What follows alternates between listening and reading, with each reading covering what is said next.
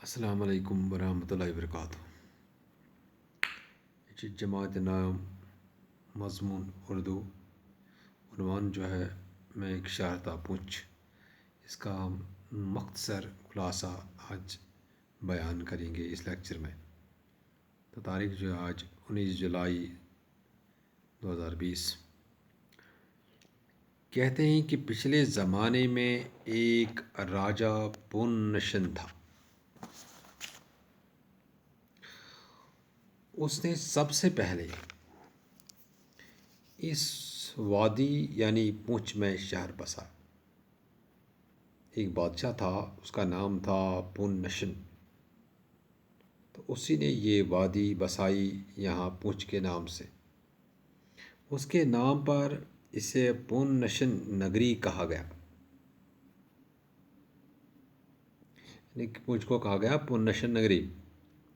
بعد میں بگڑ کر پونش کا پونچھ اور پھر پونچھ سے پونچھ ہو گیا، یعنی کہ بادشاہ تھا، اس کا نام تھا پون نشن۔ تو اسی نے پونچھ جو وادی ہے وہاں پر ایک شہر بسایا، تو اسی کے نام پر یہ اس کا نام رکھا گیا پون نشن۔ تو بعد میں یہ پون نشن بگڑ کر پونش کا پونچھ اور پھر پونچھ سے پونچھ ہو گیا۔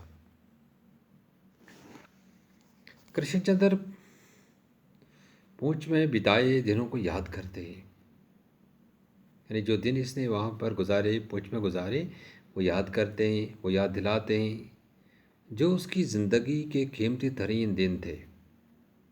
انہیں وہاں کی آب و ہوا، یعنی پونچھ کی آب و ہوا، وہاں کے مناظر، بے فکر ماحول، مستی بھرا بچپن یاد آتا ہے۔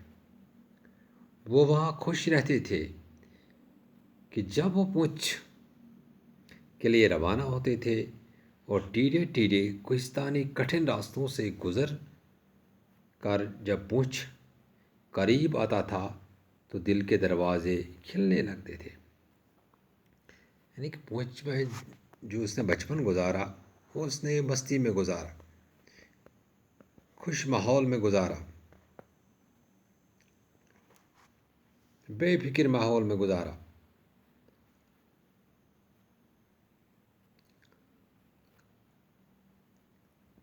ایک طرف علی آباد کی جانب سے بیتاڑ کا دریا ہے، دوسری طرف سے پونچھ کا دریا۔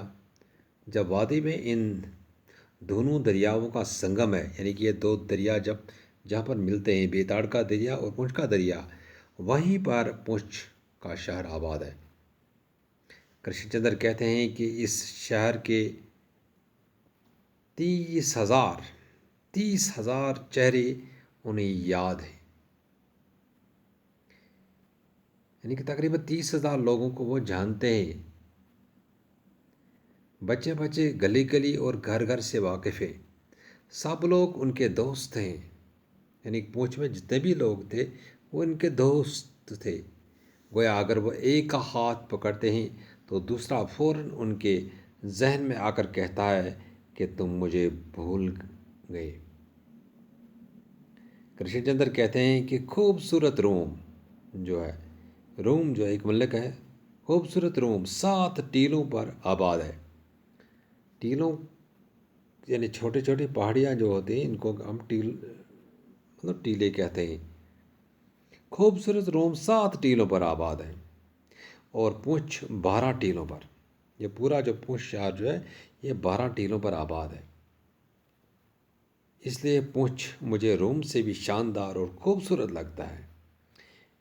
تو پونچھ میں ایک ٹیلے پر پونچھ کا پرانا قلعہ آباد ہے، دوسرے ٹیلے پر پونچھ کے شاہی محل ہیں، تیسرے ٹیلے پر وزیر وزارت کی کوٹھی ہے، چوتھے ٹیلے پر فوج کا پریڈ گراؤنڈ ہے، پانچویں ٹیلے پر سرکاری ہسپتال کی عمارتیں اور باغات ہیں، چھٹے ٹیلے پر عدالتیں اور دربار ہال ہے، ساتویں ٹیلے پر ایئرپورٹ بنا دیا گیا ہے۔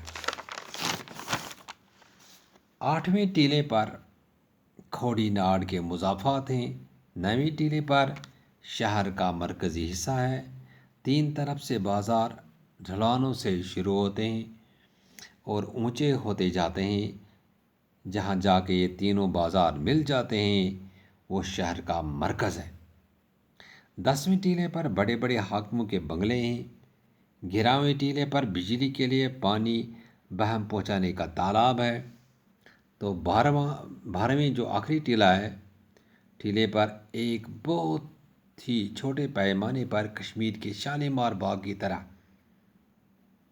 کا فوارہ باغ ہے، یعنی کہ جیسا شالیمار باغ کشمیر میں، اسی طرح وہاں پر ایک خوبصورت باغ ہے۔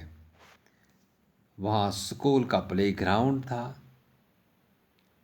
کرشن چندر لکھتے ہیں کہ وہاں انہوں نے اپنا بچپن بتایا، یعنی کہ بچپن اس نے وہاں پر انہی ٹیلوں پر یہاں اسی پوچھ میں گزارا۔ یہاں کا ہر منظر انہیں ان کے ماضی کی یاد دلاتا ہے، یعنی کہ ماضی اس کو پاسٹ کہتے ہیں۔ جو بچپن اس نے وہاں پر گزارا ہے وہ انہیں یاد آتا ہے۔ کرشن چندر کہتے ہیں کہ میں ایک مرتبہ اپنے پتا جی کے ساتھ شاہی محل میں گیا۔ میرے پتا جی ڈاکٹر تھے اور راجکمار کو دیکھنے گئے تھے۔ وہ بیمار راجا کو دیکھنے گئے تھے، یعنی کہ مشک کا بادشاہ جو تھا، راجا جو تھا، وہ بیمار تھا، کیونکہ ان کے پتا جی جو تھے وہ ڈاکٹر تھے، جس کی وجہ سے وہ راجا کو دیکھنے گئے، اس کا علاج کرنے کے لیے گئے شاہی محل میں۔ تو میں اپنے باپ کے ساتھ تھا۔ میں محل کے کسی حصے میں دو راجکمار، چونکہ وہاں پر 2 راجکمار تھے، یعنی کہ راجا کے بیٹے تھے 2 راجکمار، شاہی باورچی کے بیٹے، وہاں پر جو باورچی اس محل خانے میں تھا اس کا بیٹا وہاں تھا، اور راجکماروں کے 3 رشتہ دار لڑکوں کے ساتھ کھیلنے لگا۔ کیونکہ میرا باپ جو تھا وہ بادشاہ کے پاس چلا گیا، محل خانے کے اندر داخل ہو گیا اور باہر میں ان لڑکوں کے ساتھ کھیلنے لگا۔ انہوں نے مجھے اپنی چیزیں دکھائی اور مجھ سے کہا کہ آپ کے پاس کیا ہے۔ ان لڑکوں کی عادت ہی ہے، بچوں کی عادت ہے، وہ اپنی چیزیں جو بھی چیزیں ان کے پاس ہوتے ہیں وہ دوسرے بچوں کو دکھاتے ہیں، میرے پاس یہ ہے۔ تو راجکماروں نے بھی اور اس شاہی باورچی کے بیٹے نے بھی، اور 2-3 لڑکے تھے وہاں پر، انہوں نے اپنے چیزیں اس ڈاکٹر کے بیٹے کو دکھائی، یعنی کرشن چندر کو دکھائی۔ تو آخر پر مجھ سے کہا گیا کہ آپ کے پاس کیا چیز ہے؟ تو انہوں نے اپنی چیزیں دکھائی اور مجھ سے کہا آپ کے پاس کیا ہے؟ میرے جیب میں وزیر آبادی چاقو تھا، یعنی کہ میں نے اپنے وطن سے جو مجھے گفٹ دیا تھا، اپنے پتا جی نے مجھے تحفے میں دی تھی، تو وہ چاقو جو تھی وزیر آبادی چاقو، وہ مجھے ساتھ تھی۔ میں نے وہی چاقو دکھایا۔ یہ چاقو ایک راجکمار نے مجھ سے چھین لی، یعنی زبردستی سے۔ اس راجکمار کو وہ چاقو پسند آئی تو اس نے زبردستی سے میرے ہاتھوں سے وہ چاقو چھین لی اور کہا کہ یہ میں رکھ لوں گا۔ تو میں راجکمار سے الجھ پڑا، یعنی کہ جس راجکمار نے مجھ سے وہ چاقو چھین لی، وزیر آبادی چاقو چھین لی، تو میں اس کے ساتھ لڑنے لگا یا میں اس کے ساتھ الجھ پڑا۔ میں نے غصے میں آ کر اس راجکمار کو تھپڑ مارا۔ جب اس راجکمار نے مجھے وہ چاقو واپس نہیں دی، میں نے اسے کہا کہ یہ آپ کی چاقو نہیں ہے۔ اتنے میں باقی لڑکے مجھ پر ٹوٹ پڑے۔ جو ہی میں نے اس راجکمار کے منہ پر چانٹا مارا تو جتنے بھی وہاں پر جو لڑکے تھے وہ مجھ پر ٹوٹ پڑے اور میری کس یعنی کہ میری زبردست پٹائی کی۔ میں رو پڑا، میں رونے لگا۔ کرشن چندر کہتے ہیں کہ میں زار زار رونے لگا اور میرے رونے کی آواز میرے والد صاحب نے سن لی، میرے پتا جی نے میری آواز سن لی، رونے کی آواز۔ تو وہ آئے، میں نے اسے سارا قصہ سنایا اس نے پھر بھی مجھے ہی مارا، پتا جی نے پھر بھی مجھے ہی مارا، قصور میرا نہیں تھا لیکن پھر بھی مجھے مارا، اور کہا راجکماروں کے ساتھ اس طرح نہیں لڑتے ہیں۔ مقصد یہ ہے کہ وہ چاقو مجھے واپس نہیں ملا، یعنی کہ ان راجکمار نے مجھے وہ چاقو واپس نہیں کی، یہ تو مجھے بعد میں معلوم ہوا، بعد میں معلوم ہوا، یعنی کہ مجھے آخر پر مجھے یہ پتہ چلا کہ امیر لوگ ایسا ہی کرتے ہیں۔ اس طرح میں نے آج تک جو لکھا، کرشن چندر کہتے ہیں، فرماتے ہیں کہ آج تک جو کچھ بھی میں نے لکھا اسی سفید چاقو کو واپس لینے کے لیے ہی لکھا ہے، اسی سفید چاقو کو واپس لینے کے لیے لکھا ہے۔ یہ اس کا مختصراً خلاصہ تھا۔ انشاءاللہ آپ کتاب پر بھی یہ پھر اس نہ پڑھ لو گے